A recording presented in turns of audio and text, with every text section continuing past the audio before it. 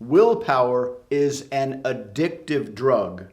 Motivation is an addictive drug that never pays off.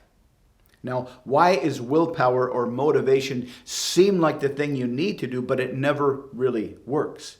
It's based on how we think about getting things. From an ancient proto-human mind-body experience of the world, we have an idea of what we want, and we have an idea of what it's going to cost to get what we want. And most of the stuff in life we get goes through this model. You do X to get Y. I want a burrito, so I go to the store, I buy a burrito, now I have my burrito.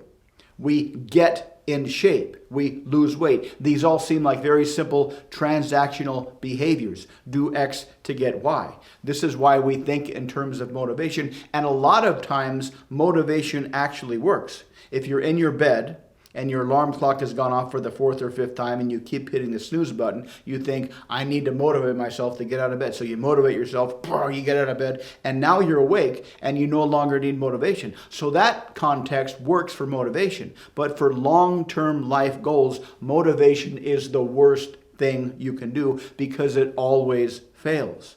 Motivation only works in the short term, but for long life goals, you need something more sustainable, and motivation is absolutely not sustainable. But if you happen to be good at speaking, if you happen to like speaking to crowds of people, being a motivational speaker will make you a crap ton of money, millions of dollars. Because people thrive on motivation. It feels fantastic in the short term, but it never lasts. It's like a drug. As soon as it wears off, you need another hit. So if you can combine some kind of motivational message with an idea about the future of your audience is going to be fantastically bright and filled with financial and sexual abundance, you can make a ton of money as a motivational speaker. But this is also related to why most goals fail, particularly if they're based on motivation.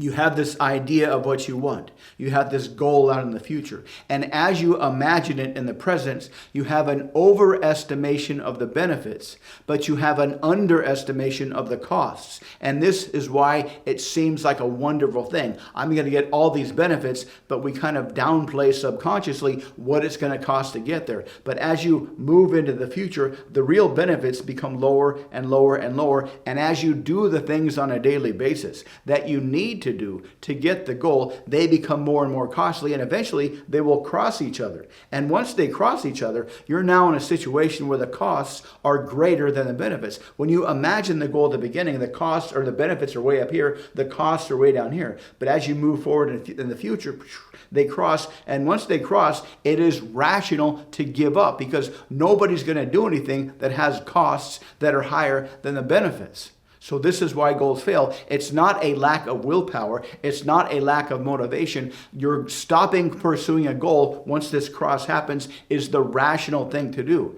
It is the rational thing to do to give up a goal once it seems like it's going to cost more than the benefits. Another reason why motivation doesn't work in the long term is because it feels unfamiliar. One of the most foundational, rock-solid, unbreakable, non-negotiable rules of human nature is the law of commitment and consistency. We do what works. We do what's familiar. We can't do unfamiliar things for very long because our mind-body system evolved to always look for the easiest way to do things. And once we find an easy way to do things, we stick with these things. We keep doing these things.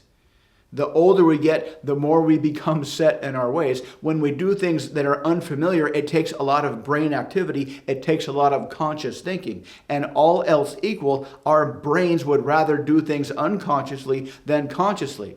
Doing things consciously is very, very taxing on our emotional system and our brains. Doing things consciously is kind of like trying to do 4-count burpees while you're watching TV. You can do it for a little bit, but it's not sustainable. Whereas doing doing things unconsciously, things that are familiar, things that are kind of on autopilot, that's like sitting on the couch watching TV. That is very sustainable. So when you use motivation, you're pushing yourself into the realm of unfamiliar things, unfamiliar behaviors, and that is very taxing on the brain. It's very stressful. It's very stressful to the nervous system, and it doesn't work in the long term. So you need something different than motivation if you want to achieve your goals.